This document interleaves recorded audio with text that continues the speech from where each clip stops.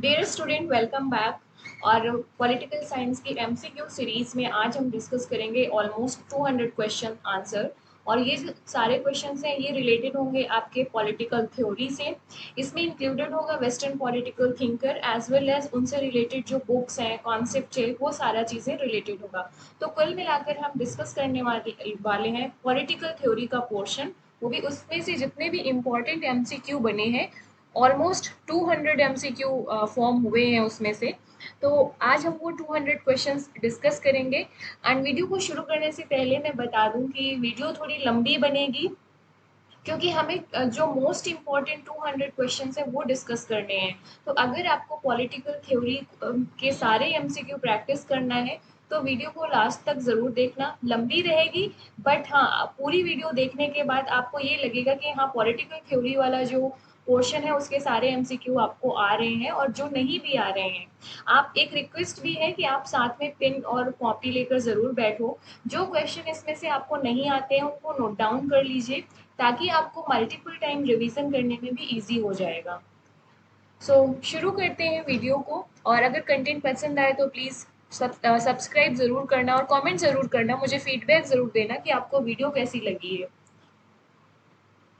तो पहला क्वेश्चन है आपका, जो the term polis is derived from Greek word, इसका मतलब क्या है? जो पॉलिस है, एक तो पहले क्वेश्चन से ही एक बन गया कि जो पॉलिस है वो ग्रीक वर्ड है। ये भी ध्यान रखना है आपको, हो सकता है क्वेश्चन इस तरीके से भी पूछ ले। हम मल्टीपल डायमेंशन को डिस्कस करेंगे, राइट? तो पॉलिस जो आपका ग्रीक वर्ड से लिया गया है, इसका मतलब क्या होता है? तो it means city state. Option D. Who is regarded as the father of political science? तो father of political science Aristotle हो गए आपके। The author of the book Republic, Republic के ऑथर कौन है? Option B, Plato. Who among them was the teacher of Plato? Plato का teacher कौन है? सॉक्रेट। और मुझे कमेंट में बताओ अगर आपको पता है कि जो प्लेटो का शिष्य था वो कौन था। Who was the disciple of Plato? Let me know in to the comment box. इसका मुझे ये भी एक इम्पॉर्टेंट क्वेश्चन बनता है, तो आप मुझे कॉमेंट में बताइए। नेक्स्ट क्वेश्चन है कि man is by nature a political animal. ये कोटेशन किसकी है? तो ये है option D, Aristotle. The word theory originated from Greek word. जो जैसे पॉलिटिकल थ्योरी, तो पूछ रहा है कि जो थ्योरी है वो ग्रीक वर्ड में से किस टर्म से ओरिजिनेट हुआ है? तो ये है आपका theoria, option C. The word theoria means speculation. Theory means speculation, और जिसको इसे कहते हैं हाइपोथेसिस भी, जो बाद में टेस्ट किया जाता है, इसका वेरिफिकेशन किया जाता है। तो थ्योरिया मीन्स होता है speculation. Next question, which book had been written by Aristotle? तो आप देखेंगे कि रिपब्लिक किसकी थी? प्लेटो की थी। द प्रिंस किसकी है? मैकियावेली की है। और जो एरिस्टोटल ने बुक लिखी है वो option D, politics.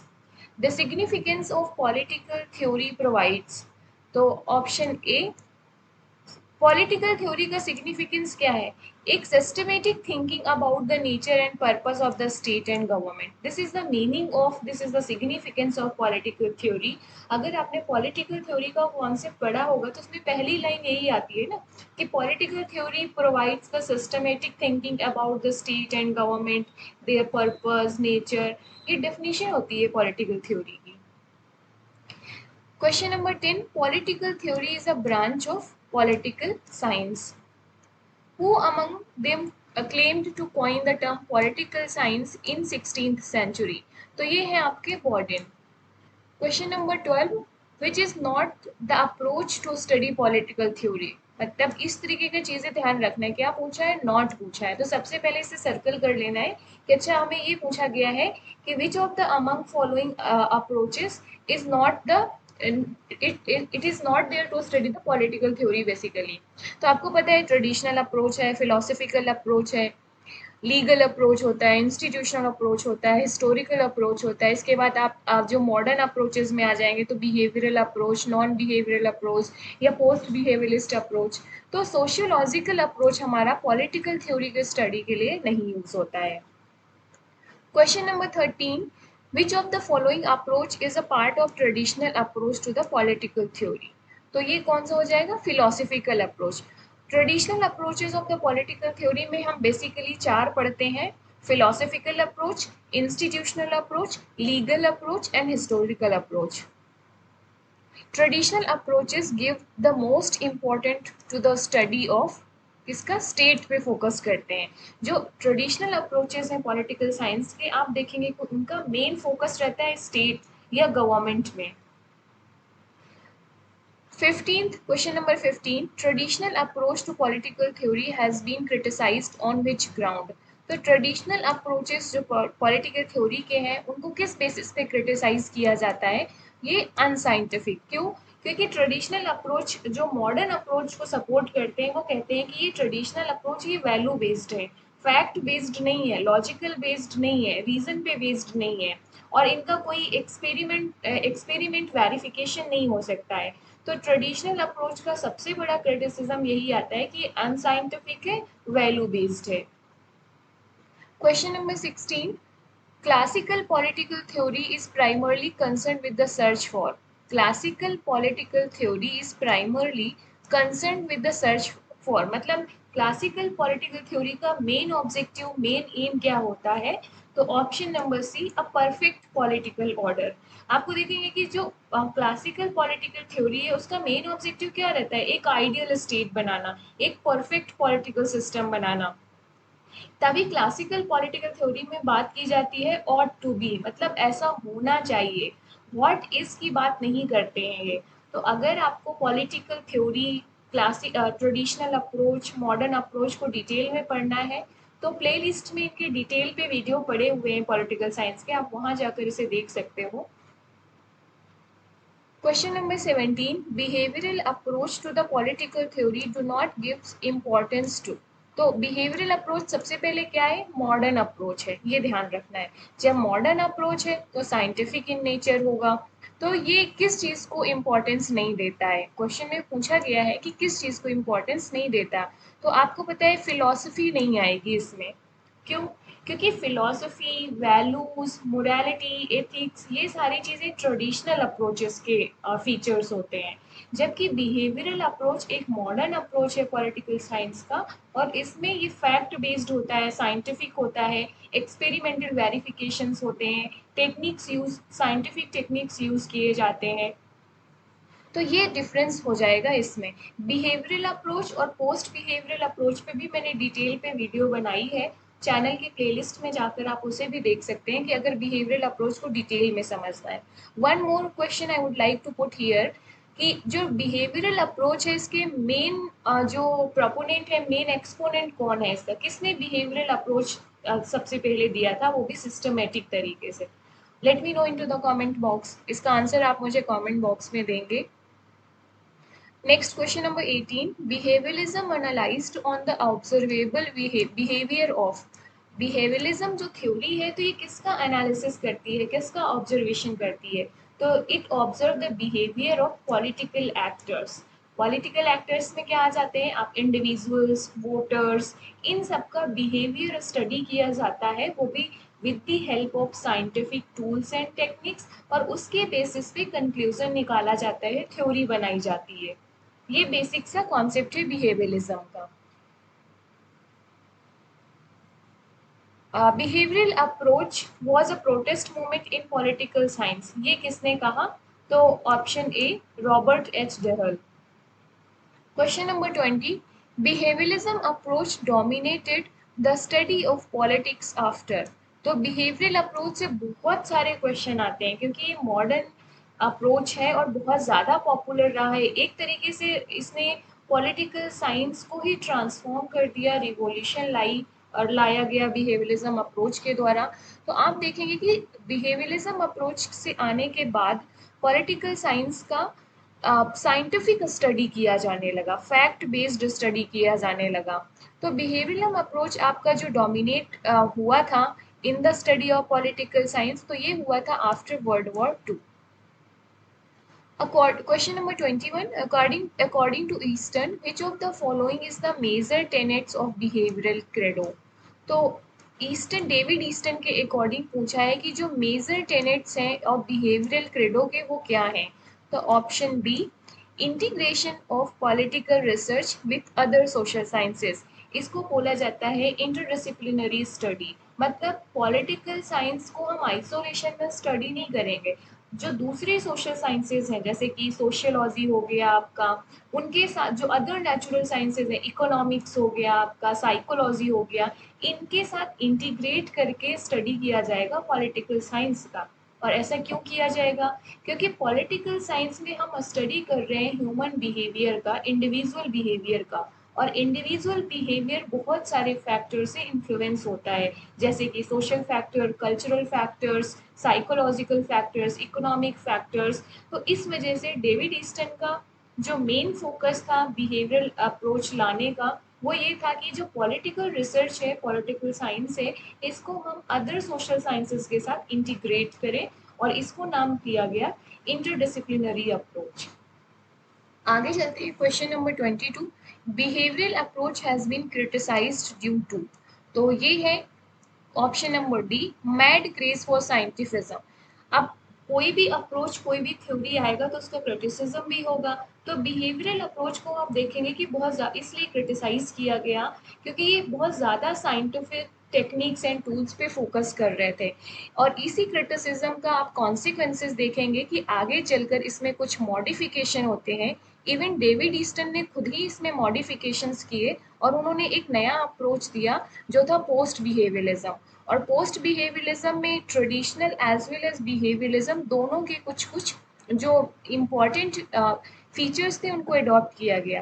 Post behaviourism में फोकस किया गया कि हम वैल्यूज़ को एकदम से साइड नहीं कर सकते, हमें फैक्ट और वैल्यूज़ दोनों को साथ लेकर चलना होगा, एक बैलेंस अप्रोच अडॉप्ट करना होगा। मेन ऑब्जेक्टिव पॉलिटिकल साइंस का क्या रहना चाहिए?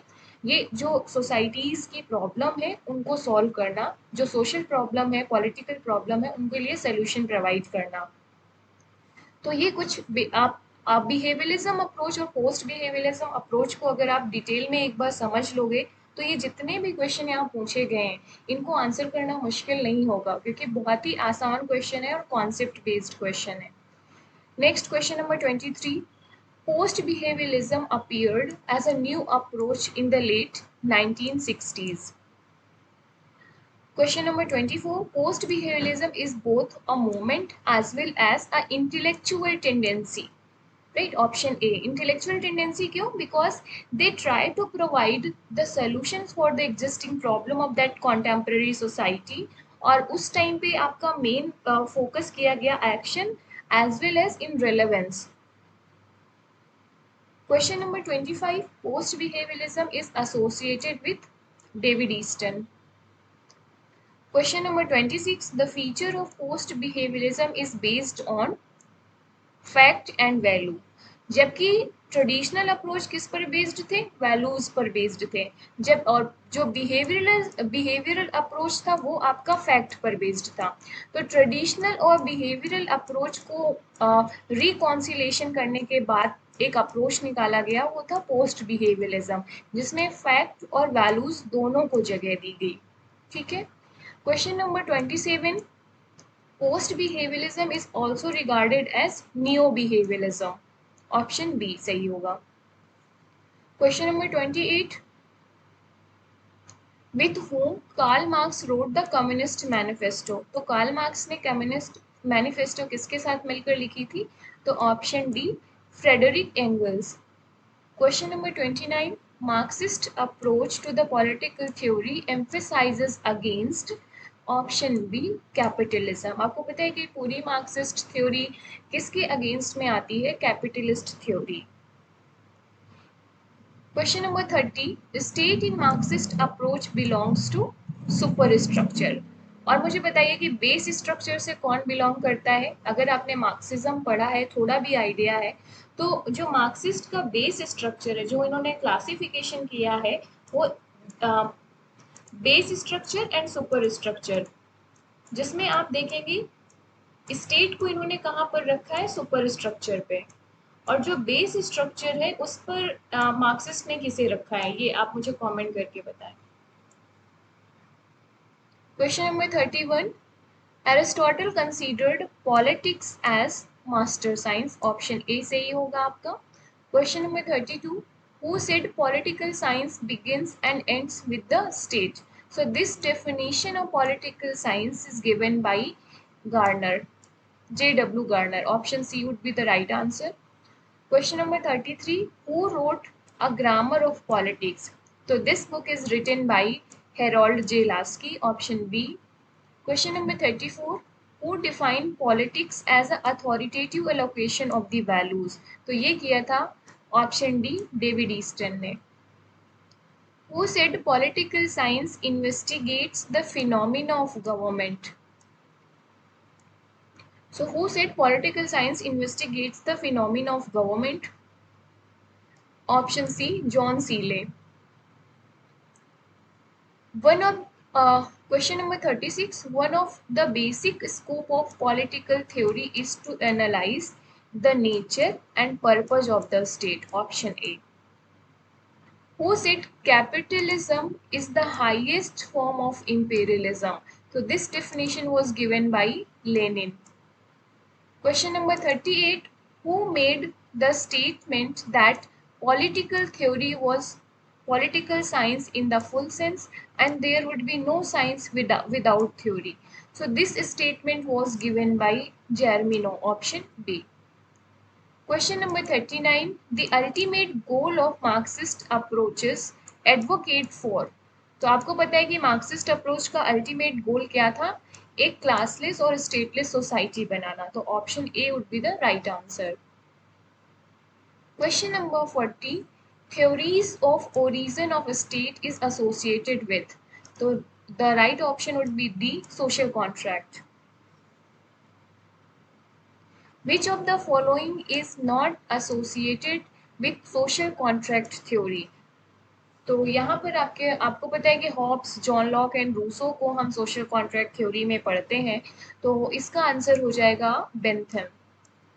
बेंथम ने कौन सी थ्योरी दी है, मुझे ये भी बताओ कमेंट बॉक्स में. अगर आपने वेस्टर्न पॉलिटिकल थॉट को थोड़ा बहुत भी स्टडी किया होगा तो आपको आइडिया लग रहा होगा कि बेंथम किस थ्योरी से रिलेटेड है या किस कॉन्सेप्ट से रिलेटेड है. और सोशल कॉन्ट्रैक्ट थ्योरी में एक और नाम जुड़ जाता है, वो है रूसो का. तो Hobbes, Locke and Rousseau. Social question number 42. Social contract theory was against. तो सोशल कॉन्ट्रैक्ट थ्योरी किसके अगेंस्ट में आई थी? बेसिकली डिवाइन थ्योरी के. सोशल कॉन्ट्रैक्ट थ्योरी आपका रिलेटेड है ओरिजिन ऑफ द स्टेट, कि स्टेट एग्जिस्टेंस में कैसे आया. इसको डिफाइन करने के लिए कई सारी थ्योरी आई, जैसे कि डिवाइन थ्योरी. डिवाइन थ्योरी का मतलब था कि इसे गॉड ने बनाया है, ये डिवाइन ओरिजिन है इसका. आप एक इवोल्यूशनरी थ्योरी देखेंगे इसकी. इसी तरीके से आप देखेंगे फोर्स थ्योरी देखेंगे. तो सोशल कॉन्ट्रैक्ट थ्योरी है, ये किसके अगेंस्ट में आई थी? डिवाइन राइट के. सोशल कॉन्ट्रैक्ट थ्योरी का भी मैंने एक डिटेल वीडियो बनाया है, प्लेलिस्ट में जाकर आप उसे देख सकते हो और पूरे कॉन्सेप्ट को अच्छे से समझ सकते हैं. Question number 43. The life of man in Hobbes state of nature. तो सोशल कॉन्ट्रैक्ट थ्योरी में अगर आपने थोड़ा सा भी आइडिया होगा तो आपको उसमें पता है कि जो ये थिंकर है हॉब्स, लॉक, रूसो, ये पहले स्टेट ऑफ नेचर को डिफाइन करते हैं कि स्टेट ऑफ नेचर कैसा है. मतलब स्टेट ऑफ नेचर मतलब जहाँ पर स्टेट नहीं था, गवर्नमेंट कोई नहीं थी, कोई रूल्स एंड लॉ नहीं थे. मतलब आप स्टेट के जो नेचर के स्टेट पे रह रहे थे, नेचर पे रह रहे थे, कोई भी अथॉरिटी नहीं थी, कोई भी सबरिन पावर नहीं थी, कोई स्टेट नहीं था. Just peoples were living with their values and with their powers. तो हॉब्स कहते हैं कि जो स्टेट ऑफ नेचर था वहाँ पर जो ह्यूमन बीइंग की लाइफ थी वो कैसी थी? बहुत ही पुअर थी, नास्टी थी. क्यों पुअर थी? क्योंकि हॉब्स कहते हैं कि जो इंडिविजुअल्स हैं वो बाय नेचर सेल्फिश होते हैं. तो वो सिर्फ अपने इंटरेस्ट से मोटिवेट होते हैं और अपने इंटरेस्ट को सेफ गार्ड करते हैं. इसलिए जो स्टेट ऑफ नेचर में ह्यूमन बीइंग की लाइफ थी वो बहुत पुअर थी. इसी तरीके से आप देखेंगे लॉक का अपना स्टेटमेंट है स्टेट ऑफ नेचर को लेकर, रूसो का अपना स्टेटमेंट है. नेक्स्ट चलते हैं question number 44. Who wrote the book the social contract. तो सोशल कॉन्ट्रैक्ट किसकी बुक है? जॉन लॉक, रूसो की. Question number 45. Who among the social contract theorists advocate for absolute sovereignty? तो absolute sovereignty का concept आपको देखने को मिलेगा थॉमस हॉब्स के कॉन्सेप्ट में. क्वेश्चन नंबर 46, इसका डिटेल थोड़ा सा एक्सप्लेन मैं कर दूं आपका। एब्सोल्यूट सॉवरेनिटी अगर है तो आप देखेंगे कि थॉमस हॉब्स ने लेवियाथन अपनी बुक लिखी है, थॉमस हॉब्स की है। थॉमस हॉब्स ने कहा है कि जो लेवियाथन है, जो मतलब गवर्नमेंट होगी, जो कॉन्ट्रैक्ट के बाद गवर्नमेंट बनेगी, अथॉरिटी बनेगी, उसके पास ऑब्सोल्यूट पावर होगी। इसीलिए इनके कॉन्सेप्ट को ऑब्सोल्यूट सॉवरेनिटी बोलते हैं। चलते हैं क्वेश्चन नंबर 46 में। Who advocate the theory of natural rights? तो नेचुरल राइट्स की थ्योरी को किसने दिया है? वो है John Locke. Question number 47, for marks state is an instrument of exploitation of the workers by the capitalist class या हैव्स क्लास। आपको पता है कि कार्ल मार्क्स ने सोसाइटी को दो पार्ट में डिवाइड किया है, एक हैव्स और एक हैव्स नॉट। हैव्स नॉट में वर्किंग क्लास आ जाती है या प्रोलेटरेट क्लास, और हैव्स में जो कैपिटलिस्ट क्लास है या जिनके पास जो मीन्स ऑफ प्रोडक्शन की ऑनरशिप है। तो ये कहते हैं कि ये कॉन्फ्लिक्ट है इन दोनों क्लास के बीच में।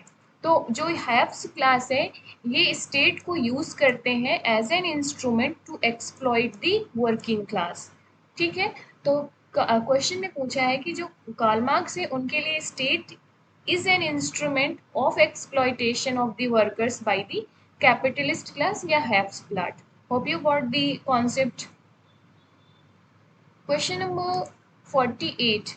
Hobbes' social contract theory was written in a book called, तो अभी अभी मैंने ऊपर डिस्कस किया कि हॉब्स ने जो सोशल कॉन्ट्रैक्ट की थ्योरी है उसके लिए कौन सी बुक लिखी है, तो ये है ऑप्शन बी, लेवियाथन।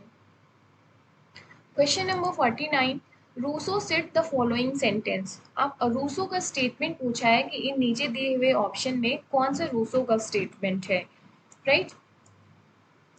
तो option A, man is born free and he is everywhere in chain, बहुत ही पॉपुलर स्टेटमेंट है जो रूसो ने दिया था, और मुझे लगता है हर एग्जाम में ये पूछा ही जाता है ये वाला क्वेश्चन, तो इसे ध्यान रखना।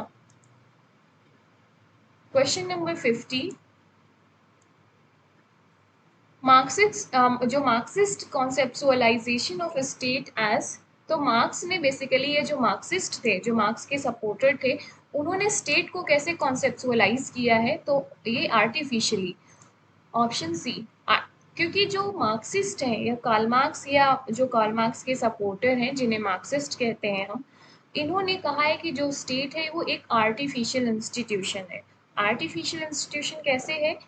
जो मार्क्सिस्ट हैं वो कहते हैं कि जो कैपिटलिस्ट क्लास है या जो हैव्स क्लास है, उन्होंने स्टेट को आर्टिफिशियली बनाया है अपने इंटरेस्ट को प्रोटेक्ट करने के लिए, और हैव्स क्लास स्टेट को यूज करते हैं as an instrument to exploit the haves not class या वर्किंग क्लास। तो मार्क्सिस्ट जो है वो स्टेट को कैसे कॉन्सेप्चुअलाइज करते हैं, ये आर्टिफिशियल इंस्टीट्यूशन है, ये नेचुरल नहीं है, ना ही ये सोशल कॉन्ट्रैक्ट से बनाया गया है, ना ही ये डिवाइन ओरिजिन का है। Question number 51, John Locke had written the book. John Locke की बुक पूछी गई है जो बहुत ही इंपॉर्टेंट है। सो ये है option A, two treatise of the government. Leviathan किसकी है? अभी हमने पढ़ा, ये किसकी है? थॉमस हॉब्स की। और जॉन लॉक की पॉपुलर बुक कौन सी है? Social contract. तो ये तीनों बुक आप ध्यान रखना, तीनों बुक पूछी जाती है एग्जाम में। Next question number 52, Hobbes state of nature was characterised by. तो अभी हमने देखा कि स्टेट ऑफ नेचर जो हॉब्स का था वो कितना पुअर था, तो वहाँ उस पुअर कंडीशन में क्या था? War of all against all, ये इनका नेचर था, स्टेट ऑफ नेचर की कैरेक्टरिस्टिक थी। Next question number 53, which of the following concept was propounded by Rousseau. तो रूसो ने कौन सा कॉन्सेप्ट प्रपोनेंट किया है? तो जनरल विल का कॉन्सेप्ट मोस्ट पॉपुलर कॉन्सेप्ट है।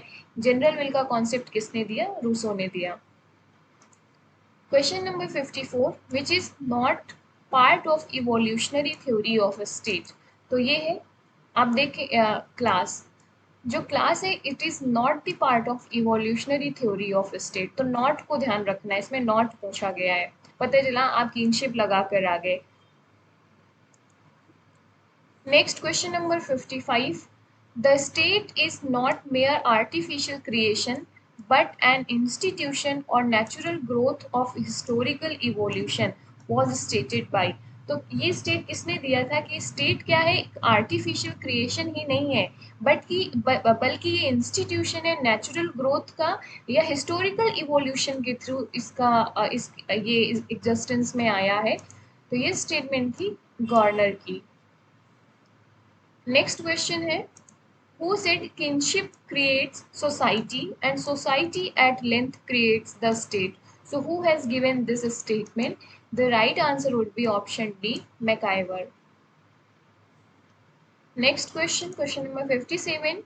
Who said underlining all other elements in a state formation, including kingship and reason, is political consciousness the supreme element? Who said this? Who has given this statement? कि underlying all other elements in the state formation, including kingship and religion, is a political consciousness. तो ये सारे क्या है, political consciousness के part हैं। तो this statement is given by option A, Gilchrist. Question number 58, who wrote the book the prince? The prince के author कौन है? Option B, Machiavelli. Question number 59, the state for Marx is an executive committee of. तो ये किसकी executive committee है? Bourgeois class की, haves class की। तो ये स्टेटमेंट दिया है, इसको ऐसे भी पूछा जा सकता है इस क्वेश्चन को कि who said that state is an executive committee of bourgeois class? तो ये कौन हो जाएगा? Karl Marx. Question number 60, the author of The Origin of Family, Private Property and the State. So who is the author of this book? Option C, Frederick Engels। Question number 61, according to Marxist, the capitalist state will be taken over by। तो इसका option हो जाएगा D, dictatorship of the proletariat। Question number 62, according to Marxist theory, इसमें से option दिए गए हैं 4, तो पूछा गया है कि कौन सा सही है।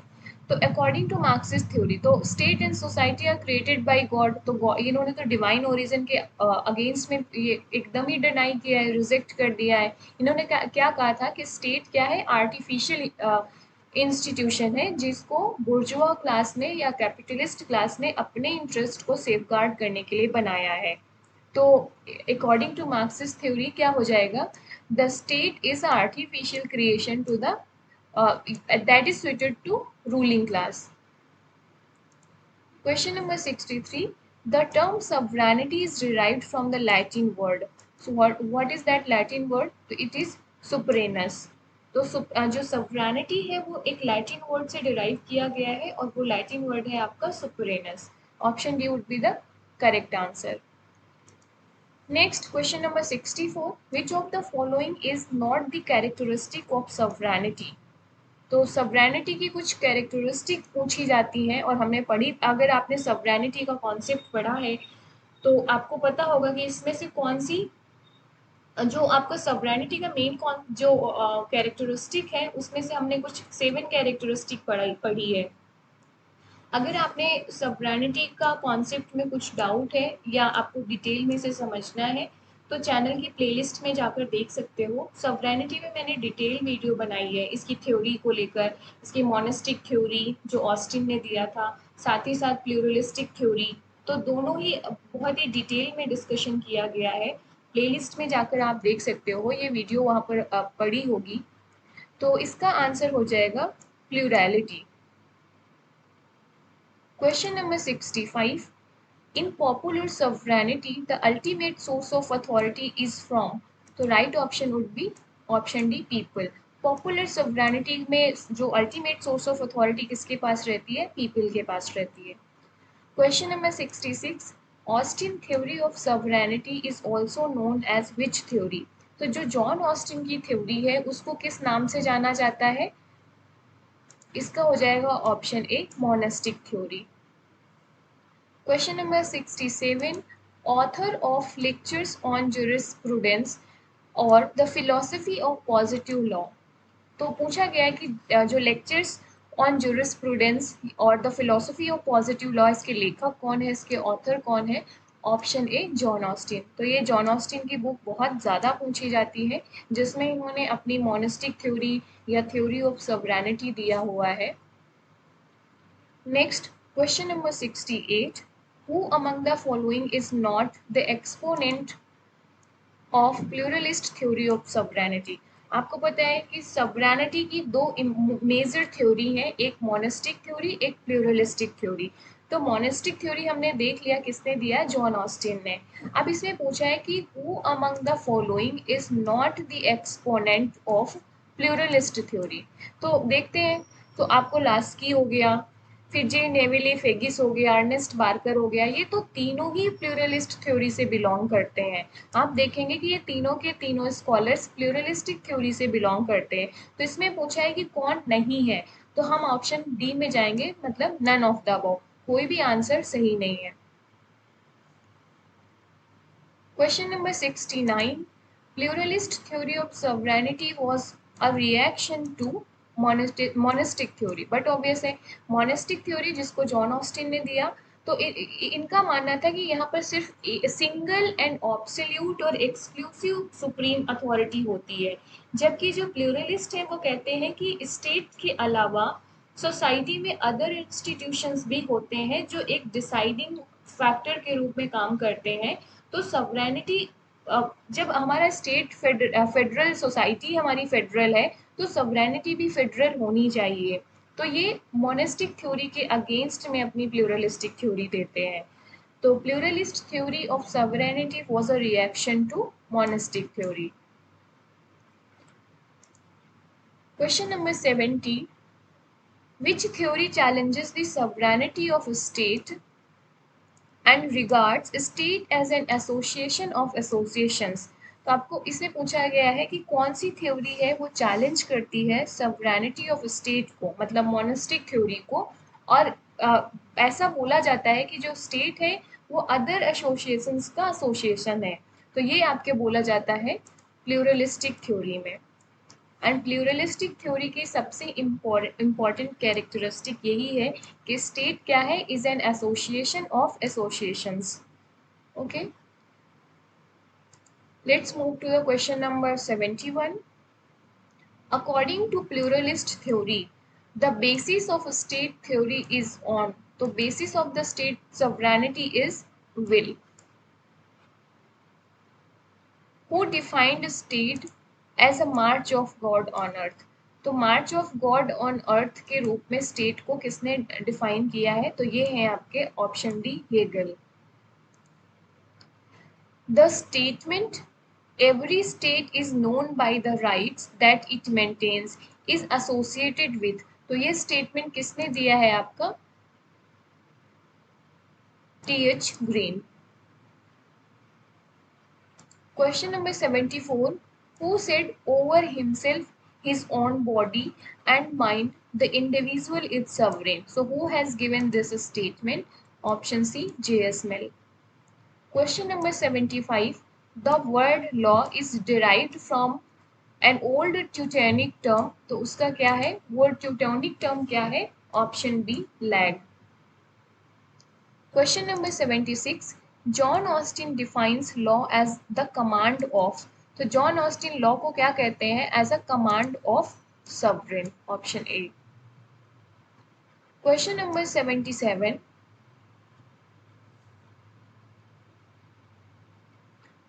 Who explained the law that law is a rule of civil conduct prescribed by the supreme power in a state commanding what is right and prohibiting what is wrong। तो पूछा गया है कि किस स्कॉलर ने लॉ को define किया है कि लॉ क्या है, सिविल कंडक्ट का एक रूल है जो सुप्रीम पावर बनाती है और जो ये हमें बताती है कि क्या सही है क्या गलत है, what is right and what is wrong. तो this statement is given by option A, Blackstone. Question number 78, which of the following is not the source of law? So which of, there are multiple sources of law। तो पूछा गया है कि जो ये option में दिया है इनमें से कौन एक सोर्स ऑफ लॉ नहीं है। तो आप पढ़ेंगे कि कस्टम सोर्स ऑफ लॉ होता है, रिलीजन सोर्स ऑफ लॉ होता है, लेजिस्लेशन सोर्स ऑफ लॉ होता है, but liberty source of law नहीं है। तो option D. Question number 79, which of the following is considered as a part of law? Which of the following is considered as a part of law? तो part of law क्या हो जाएगा आपका? Ordinance. आपको पता है जैसे इंडिया में है अंडर आर्टिकल 123, आप देखेंगे कि ऑर्डिनेंस लाया जाता है जब आपकी पार्लियामेंट या स्टेट लेजिस्लेचर सेशन में नहीं है, तो ऑर्डिनेंस लाया जाता है 6 मंथ के लिए। और जब एक बार फिर से पार्लियामेंट रीइंस्टेट होती है, फिर से वो सेशन चलता है, तो उस ऑर्डिनेंस को पास कराया जाता है। तो ordinance is considered as a part of law. Question number 80, which regarded as a principal legitimate source of law in modern democratic state? तो मॉडर्न डेमोक्रेटिक स्टेट के बारे में पूछा है। हो सकता है ट्रेडिशनल सोसाइटी में हम कस्टम्स, जो हमारे सोशल प्रैक्टिसेस होते थे, सुपरस्टिशंस, रिलीजन, इनको हम प्रिंसिपल सोर्स या legitimate source of law consider कर सकते थे। बट मॉडर्न डेमोक्रेटिक स्टेट में जो लेजिस्लेशन है, this is the principal legitimate source of law, और इसीलिए पार्लियामेंट बनाए जाते हैं।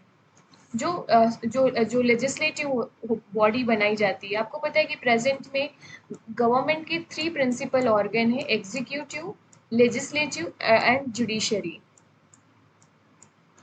एंड जो लेजिस्लेचर होती है उसका प्रिंसिपल फंक्शन क्या होता है? लॉज बनाना। तो principal legitimate source of law क्या हो गया आपका? Legislation. Question number 81, which is regarded as a supreme law of independent state? तो supreme law of independent state is regarded as constitution, option A. Question number 82, according to John Locke where there is no law. तो John Locke एक statement देते हैं कि where there is no law there is no freedom.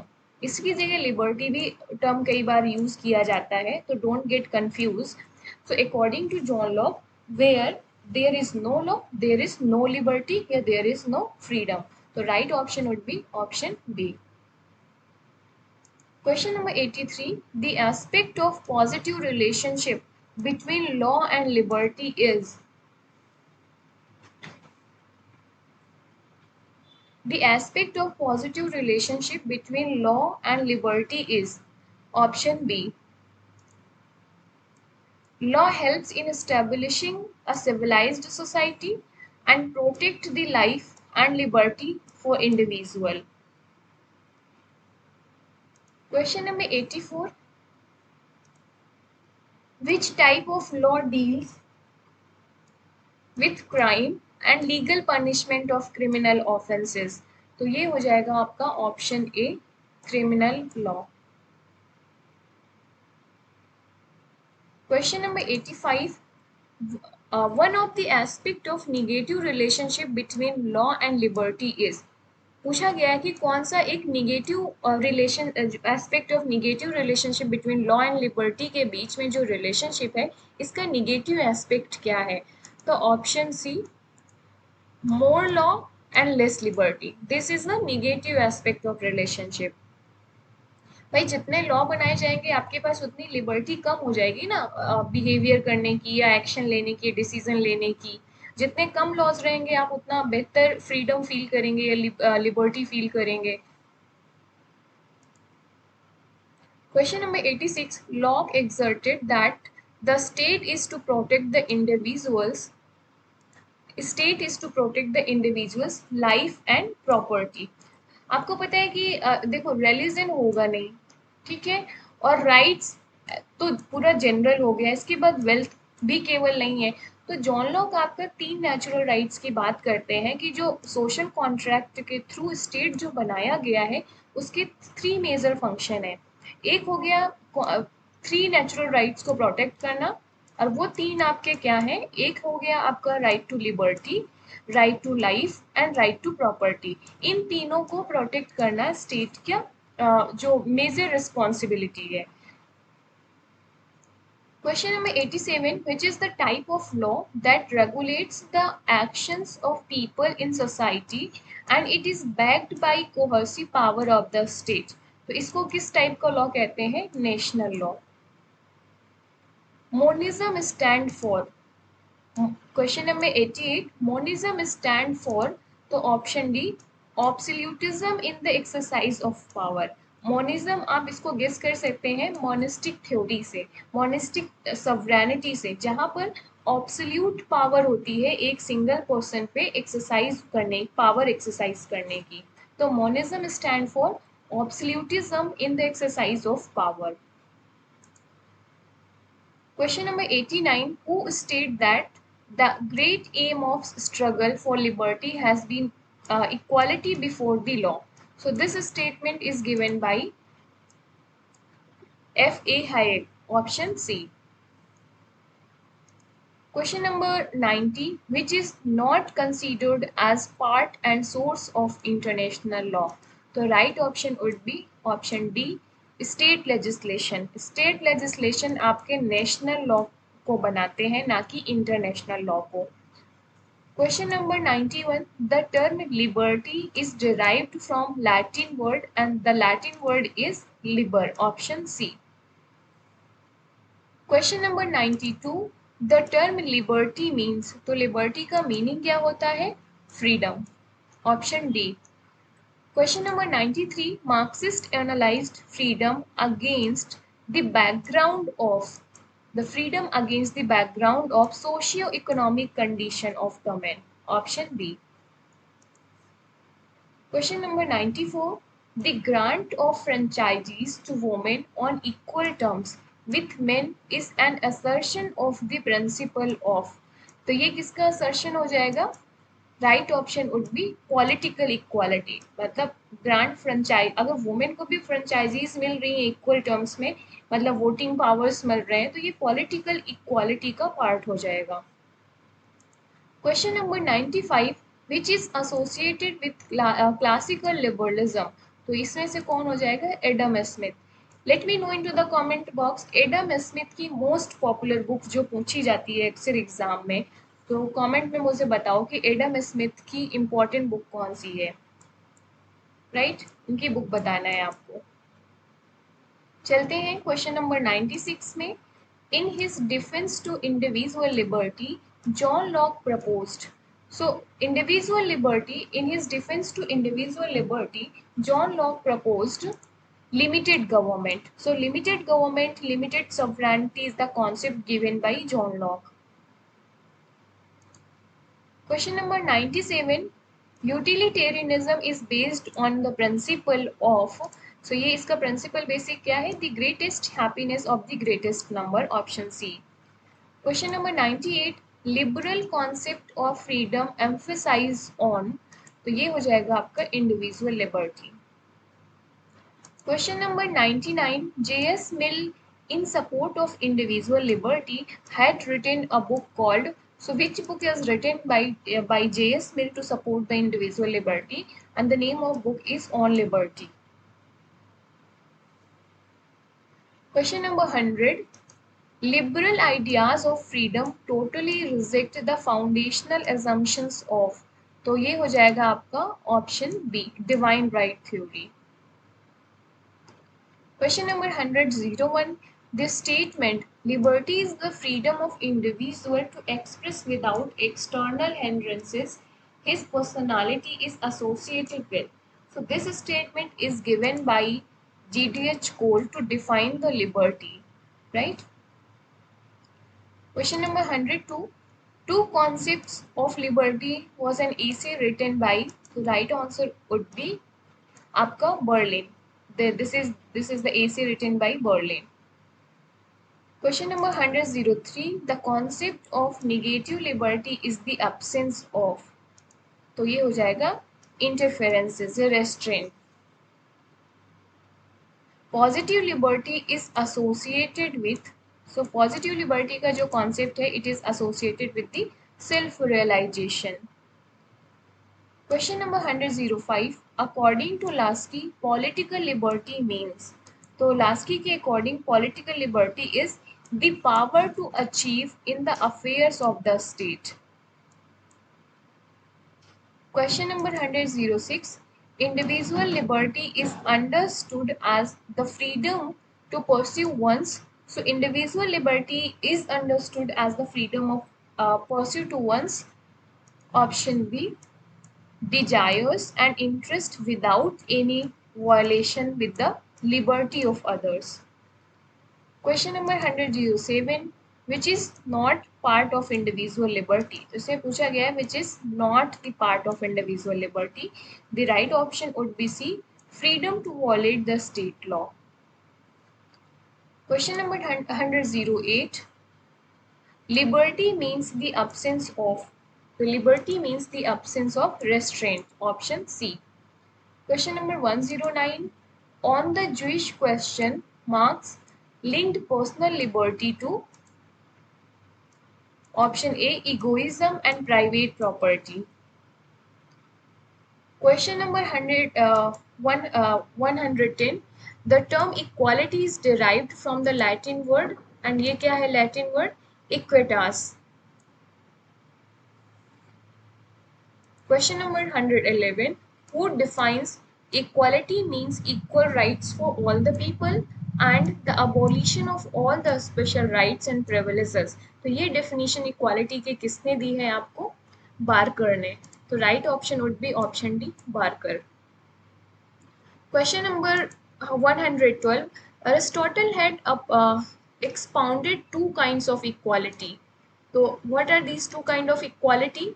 Numerical and proportional equality. Question number 113, economic equality stand for equitable distribution of, the right option would be C, wealth and resources in the society.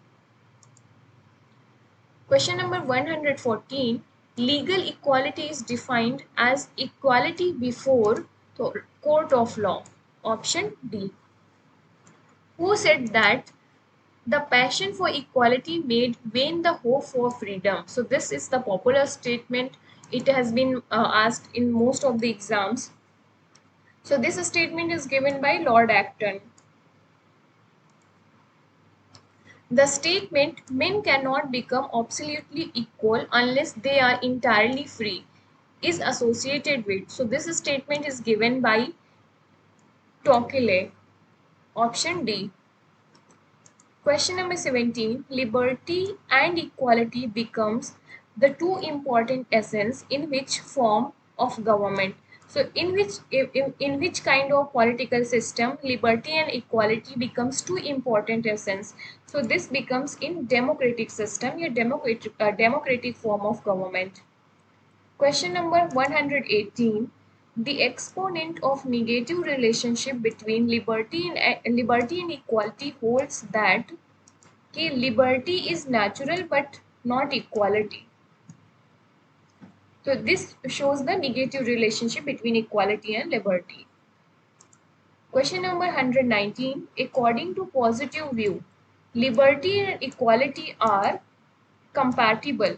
और ये contradict है एक दूसरे के, ये negative view में आता है कि लिबर्टी और इक्वालिटी का निगेटिव व्यू में आप कहेंगे कि ये कॉन्ट्राडिक्टरी हैं एक दूसरे के, जबकि positive view of liberty and equality में कंपैटिबल है, एक दूसरे को सपोर्ट करते हैं. Question number 120, who said rights are those conditions of social life without which no man can seek in general to be himself at his best? So this is the most popular statement and given by Lasky. Question number 121, John Locke is associated with which theory of rights? तो ये हो जाएगा आपका natural rights. And what are these three natural rights? Let me know into the comment box. इसके पहले भी हमने एक क्वेश्चन में इसका डिस्कशन किया था और ये पूछा भी जाता है. So what are the three natural rights given by John Locke? Let me know into the comment box. Question number 122, the difference between legal rights and moral rights are. So difference क्या है? Option B, legal right is enforced by law, whereas moral right is not enforced by state law. Question number 123, the rights to participate in political process without any form of discrimination is under. तो ये क्या हो जाएगा आपका political rights. So political process में participate करने का equal right, this comes under the political rights. Question number 124. Question number 124. Which is regarded as one of the principal source of human rights. So which is regarded as one of the principal source of human rights? The right option would be A. Universal Declaration of Human Rights. Question number 125. The phrase every state is known by the rights that it maintains, and this statement is given by the scholar Lasky. Option C. Question number 126. Rights of Man is written by. So this is the book written by Thomas Paine. Question number 127. Social welfare theory of right has been criticized by liberal theory on ground of that it limits the rights of the individual. So social welfare theory आपका किस basis पे criticize किया जाता है? Because it limits the rights of individual. Question number 128. Who said a right is claim recognized by society and enforced by the state? तो ये किसने कहा है, किसने स्टेटमेंट दिया है? बोसांकिट ने. Option A. Question number 129. Rights is integrally connected with. तो right आपका किससे connected है? Freedom से. Question number 130. The phrase all men are created equal and they are endowed by their creator with certain inalienable rights, and this statement is given by, this statement is related to American declaration of independence की all men are created equal. तो ये भी बहुत बार पूछा गया है कि and this statement या जो ये फ्रेज है आपका किससे एसोसिएटेड है? American declaration of independence. Question number 131. Which is regarded as one of the basic feature of theory of natural right? So this is option B, universality. Question number 132. Social welfare theory of rights presumes that rights are to be promoted for. तो rights किस लिए promote किए जाएंगे? For the welfare of the common citizens. Option D would be the right answer. Question number 133. Who among the following sees individual rights as one of the goal of public policy to maximize the total welfare of the population? तो ये इसका answer हो जाएगा option A, utilitarianism. Question number 134. Aristotle concept of justice consists of what is lawful and fair by treating. ये option हो जाएगा D, equals equally and unequal unequally. Question number 135. The term justice is derived from the Latin word, and what is that Latin word? आपका option A, jus. Question number 136. Plato gave his theory of justice in his book, और ये है आपकी The Republic. Can you let me know into the comment box कि जो The Republic का सब title है जो जस्टिस से रिलेटेड है, उस द रिपब्लिक का सब टाइटल नेम क्या है, या द रिपब्लिक को एक और नाम से जाना जाता है, वो नाम क्या है? So let me no into the comment box the sub title of the Plato's book the Republic. Question number 137. Who analyzed justice is as a virtue to respect freedom, autonomy and dignity of others? So justice को किसने define किया इस तरीके से? Option C, Kant. Who said justice is the cheapest interest of man? तो ये किसने कहा है? Daniel Webster ने. Question number 39, 139. Who defined justice as the virtue by which all people are given their due? So this is defined by option C, Augustine. Question number 140. Natural justice is the concept originated from. तो ये हुआ है आपका law of nature से, option B. Question number 141. Which is not a parts of distributive justice? तो इसका right option हो जाएगा B, free speech. Question number 142. Who is the author of Principles of Social Justice? So this is written by David Miller, option C. Question number 143. Principal justice implies the process in which everyone has the liberty to exert their basic political rights under, ये हो जाएगा option A, protection of the state. Question number 144. The principle of legal justice is defined by option B, court of law. Question number 145. Corrective justice is a concept in which, तो right answer हो जाएगा A, a wrongdoer should not benefit from his faulty behaviors. Question number 146. Justice as fairness is associated with. The right answer would be John Rawls, option D. Question number 147. Which of the following book was written by John Rawls? तो ये हो जाएगा option B, A Theory of Justice. Question number 148. Rawls defined justice in terms of maximum equal liberty based on option D, equal opportunity. Question number 149. Social justice fought against, the option A, social and economic discrimination in the society. Question number 150. According to John Rawls, social and economic inequalities are to be arranged. तो right option हो जाएगा option C, to the greatest benefit of the least advantage. Question number 151. In Rawls' principle of justice, equal opportunity was presided over by option A, basic equal liberties.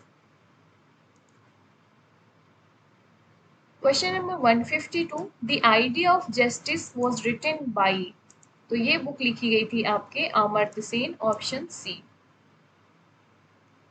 Question number 153. Democracy is derived from the Greek word demos and the second word is kratos, option B. So democracy basically, this is the term, is derived from the Greek word, and these two terms, Greek words, are demos and kratos. Question number 154. In popular democracy, the ultimate authority rests with the option A, people. Question number 155. Who defined democracy as government of the people, by the people, and for the people? So this is the statement given by Abraham Lincoln, option D. Question number 156. The method of direct democracy is based on, तो ये है आपका universal adult franchises. Question number 157. Direct democracy still prevails in which country? So this is option C, Switzerland. Question number 158. Which was the first country in which all women had the right to vote? तो ये कौन सा था? Option C, New Zealand, जहां पर this was the first country in which all women had the vote to right. Question number 159.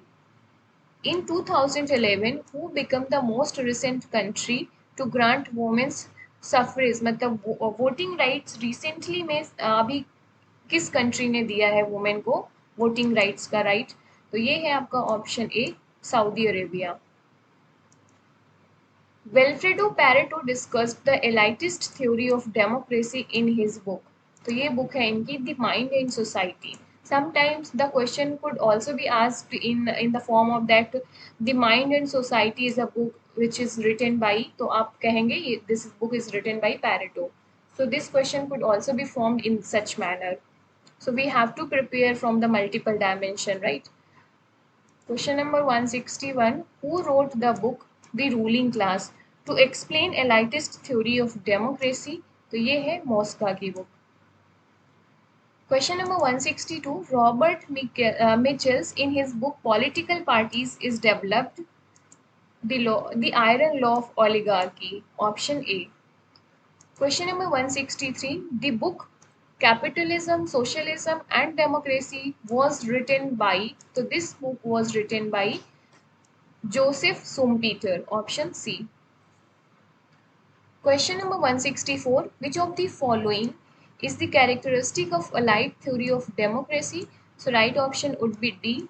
The minor dominant class ruled over the majority mass. Question number 165.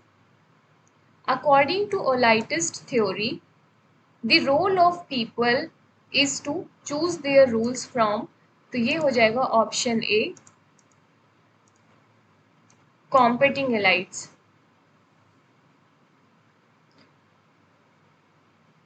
Next, question number 166. For the Marxist, the elite theory is the justification and defendant of the capitalist under. तो right option हो जाएगा option D, liberal theory. Question number 167. Pluralist theory of democracy believes in. तो ये हो जाएगा option C, political system where there is a more than one center of power. Question number 168. Who governs power and democracy in an American city? The study, published in 1961, was associated with. So this study was associated with Robert Dahl. Option A. Question number 169. Rethinking Democracy was written by. So it was written by Rajni Kothari. Question number 170. Identities and Rights, Aspects of Liberal Democracy in India was written by. So this was written by option A, Gurpreet Mahajan. Question number 171. What is the term used by Marx and Engels to understand democracy under the capitalism? So this was option D, petty bourgeois democracy. Question number 172. A combination of free market economy and universal adult franchise represent option C, Western liberal democracy. Question number 173. The working of democracy in India is based on the system of, तो ये है representation. In India, there is a representative democracy. Question number 174. According to Marxist theory, true political representation must be conceived only as the people's self-representation based on. The right answer would be option A, universal enfranchisement. Question number 175. For the Marxist, the only genuine democracy is, तो ये है आपका socialist democracy, option C. Question number 176. The Marxian theory underlined the need for a democratic society based on, ये हो जाएगा option A, abolition of the class. Question number 177. The End of History and the Last Man, in support of Western liberal democracy and criticism to Marxism, was written by, so this was written by option D, Francis Fukuyama. Liberal democracy traces its origin in the West in the 18th century to be, the right option would be option C, Age of Enlightenment. Western liberal democracy is based on the principles of political system that allows, तो ये हो जाएगा option B, political liberties and democratic values. Question number 180. One of the basic characteristic of liberal democracy is, तो ये है आपका limited government, option A. Question number 181. Which is not the features of liberal democracy? तो ये सारे हैं, आपका D नहीं होगा इसमें पूछा हुआ है not. So disappearance of class and promotion of stateless society. So this is the feature which belongs here. This feature is associated with the Marxist theory. Okay. Question number 182. Which political theories stand as a challenge to liberal democracy? So right option would be option B, multiculturalism. Next, who distinguished between the liberty of the ancients and the liberty of the moderns? So right option would be option C, Benjamin Constant. Next, modern liberal democracy is based on the principle of, the right option would be option A, individual liberty. Next, Liberal democracy is strongly criticized for its inapplicability in the right option would be D, third world countries. And hope you know the concept of third world countries. अगर नहीं पता है तो channel के playlist में जाकर देख लो आप. You can get the idea what are these third world countries, what are their security problems, why they are being called as a third world countries. You can watch the whole video which is already published in the in my channel playlist. Next question 186. Welfare state seeks to promote option D, collective welfare of the citizens. A welfare state platforms option B, both protective and welfare functions. Option 188. A theory of welfare state believes state as a mean to achieve some ends. Question number 189. Who considered that welfare state is a distinctive combination of democracy, welfare and capitalism? So right answer would be option A, Marshall. Question number 190. Welfare state is a system in which government undertakes the main responsibility for providing option C, minimum social security and economic upliftment. Question number 191. The origin of modern welfare state can be traced back to 19th century in option A, Germany under Otto von Bismarck. Question number 192. In the 20th century, the creation of welfare state was motivated by failures of option D, liberal notion of the free market in economy. And this is the reason classical liberalism has converted into welfare liberalism, and then come to neoliberalism, and then come to social neoliberalism. So there are the four stages of the liberalism, right? Question number 193. Which is not among the basic principles of the welfare state? Option A, concentration of nation wealth under the capitalist. Question number 194. The welfare state is possible only in which form of government? तो option होगा आपका option C, democratic. Question number 195. One of the basic features of the welfare state is, तो ये होगा आपका planned economy. Question number 196. Welfare state as a model of development attempt to integrate. So right option would be B, social and economic policies to provide minimum basic security of life. Question number 197. Developed and advanced countries could provide welfare schemes particularly through. The right option would be D, high taxation. The relevance of welfare state can be attributed to option A, economic insecurities and social dislocation. Question number 199. India is considered welfare state because it provides, the right option would be C, free health care, employment guarantees, PDS system and many more. There are lots of schemes which represent that this is the India is a welfare state. Next, with the outbreak of COVID-19, the relevance of welfare state has reached its zenith because, तो ये हो जाएगा आपका option A. It is responsibility of every national government to provide socio-economic security to the affected person due to the disease as lockdown and other complications. So this is the responsibility of every national government. So right option would be A.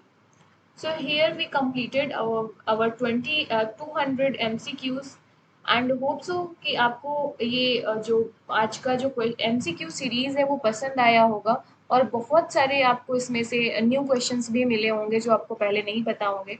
And I hope that कि आप paper और pen लेकर बैठे थे और आपने questions को ज़रूर नोट डाउन किया हुआ है.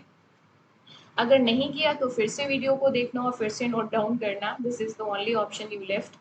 और थैंक्स फॉर वॉचिंग गाइज. अगर आपको पसंद आया हो मेरा कंटेंट तो प्लीज़ कमेंट ज़रूर करना। कमेंट से क्या होता है ना, फीडबैक मिलता है and it gives me the room to improve myself basically.